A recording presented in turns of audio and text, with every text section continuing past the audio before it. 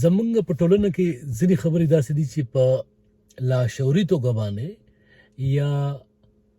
په خطایي کې کیږي او د هغې غټ نقصانات دي. دوه پکې زه نن غواړم چې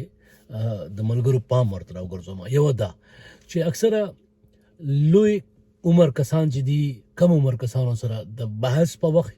یا د خبرو په وخت ورته وایي چې ته غلی شه، ته نه پوهېږې. دا یو ډېر زما په نزد باندې داسې ټکی وي چې دا کم کس چې خبرې کوي هغه یې په داسې طریقه غلی کړو چې هغه په ذهني توګه په هغه ساعت کې د یو کرب سره مخ شو. هغه ایګو چې دا د هغه ایګو خو ورته زه نه یم، خو د هغه خودي چې دا د هغه احساس چې دی هغه وټکول شو، هغه وازارول شو. یو او دغه وخت نه وروستو دا بیا په مزه مزه چې هغه کله دې سره عادت شي چې ته غلی شه، نه پوهېږې، ته غلی شه، نه پوهېږې، ته غلی شه، نه پوهېږې. نو وروستو چې بیا کې اعتماد ختم شي، نو جلسه کې، جلوس کې، په ګڼه کې، په ګونه کې، په کلاس کې،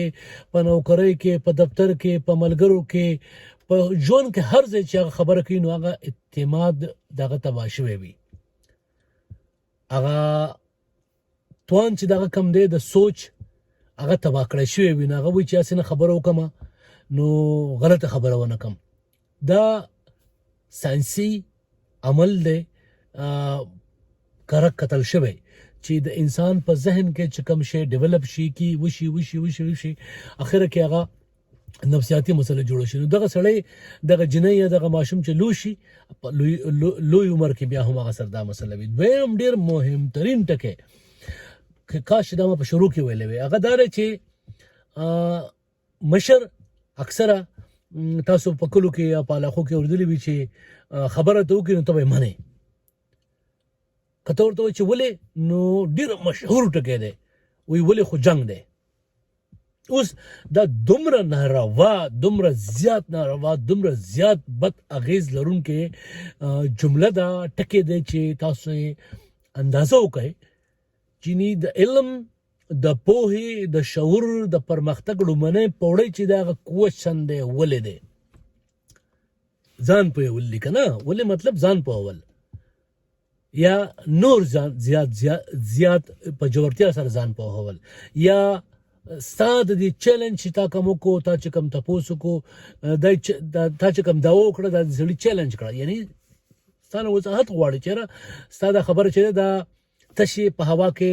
ډوزي خو نه دي. یعنی یو سړی اوس دلته کیني او کیسه وکړي چېرې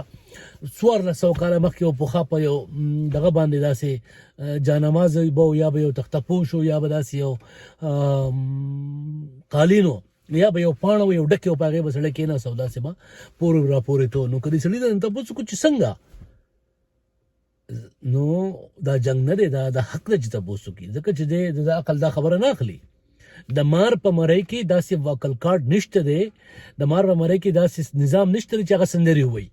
نو کوس یو سړی دا هوک چې خامار دی، پخوا به خامار سندرې ویلې. نو کم سے کم عقلمند پوه سړی خو دا نشي منلی. نو ته به بیا په دې خفه کېږي نه چې ولې خو جنګ دی. دا ولې خو جنګ دی دا ډېر خطرناک ترین ټکی دی. دا د کوم ځای نه راغلی دی،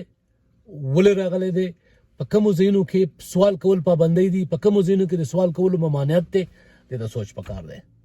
یعنی هغه شیان چې تاسو په ذهني توګه په شعوري توګه باندې پسمانده کوي یا مو تاله مزغو ته تاله لګوي یا ورته قفل لګوي، دغه ته سوچ پکار دی.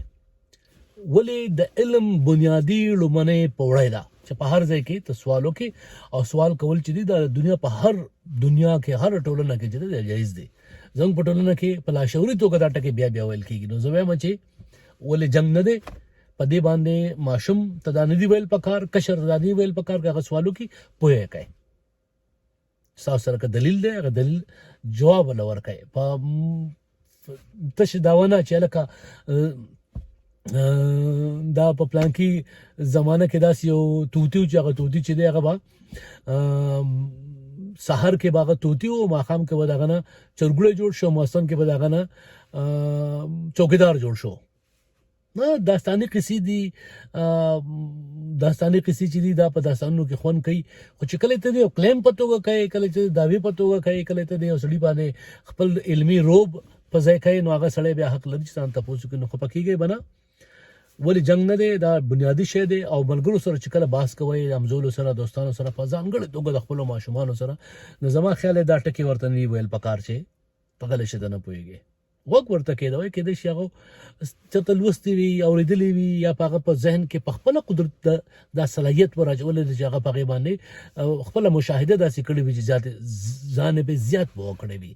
یقینا چې تجربه خشه دی عمر خشه دی دا غي سره علم ډیر راځي په ډیر راځي خدا ضروری نه ده دا هرگز مطلقاً ضروری نه ده چې د سوار له سکالو یو هلک چې دی یو جنې چې دا هغه چې خبره کوي نو هغه باغ د اتیش کالو سره چې دغه بزیات پوي یعنی دا بالکل علم شعور منطق دلیل ساينس دا خبره نه مني چې په چې دا د دې تعلق د عمر سره دی عمر کې تجربه زیاته شي وي مشاهده زیاته شي وي خو ضروري نه چې هغه مشاهده هغه تجربه چې د دنیا په تمام علومو کې وي یعنی زما عمر د زما په خبريالتوب کې 28 کال وشو عمر مې نورم زیات دی نو کې دې شي یو داسې کس چې کروندګر وي دغه نه به زما تجربه په خبريالتوب کې زیاته وي خو یو کروندګر چې هغه زه 13 کال نه ما کروندنه نه کړي یو سړی چې هغه 15 کال راسي کروندګر دی او عمر 20 کال دی نو کې دې شغه زمانه زیاته په لري نو ضروري نه چې د زیات عمر سره په هر څه کې په وي مطلب مې دا خېجاري او خوشبان خپل خیال ساتي